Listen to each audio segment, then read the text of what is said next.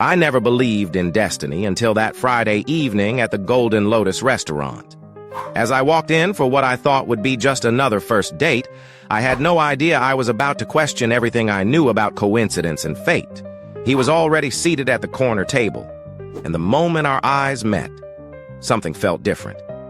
Not the usual first date butterflies, but a strange sense of familiarity that I couldn't explain. James smiled as if he'd known me forever, and what happened next still sends shivers down my spine. Before I could even introduce myself, he looked at me with a gentle smirk and said, "Would you prefer I call you Sarah or Sunshine?" My heart stopped. Sunshine. A nickname only my grandmother used, one I hadn't heard in over 15 years since she passed away. No one else knew about it, not even my closest friends. The evening unfolded like a surreal dream.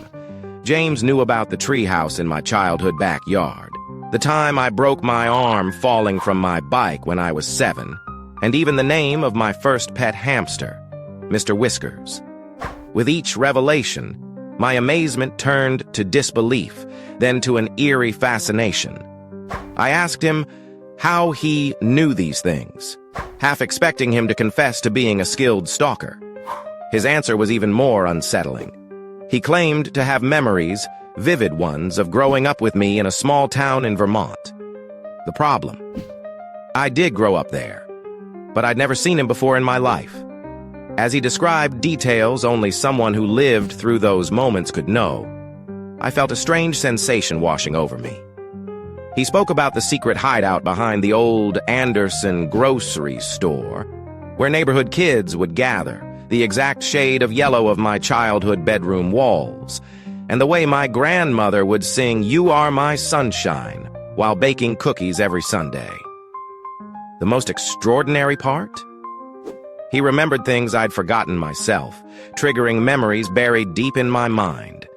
Like the time we allegedly made a pact under the big oak tree in the school playground, promising to find each other again someday.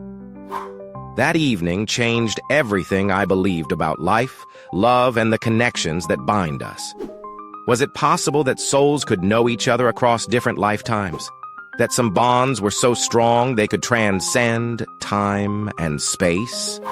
As I sit here writing this, 3 years into our marriage, I still can't fully explain what happened that night. But perhaps some things aren't meant to be explained.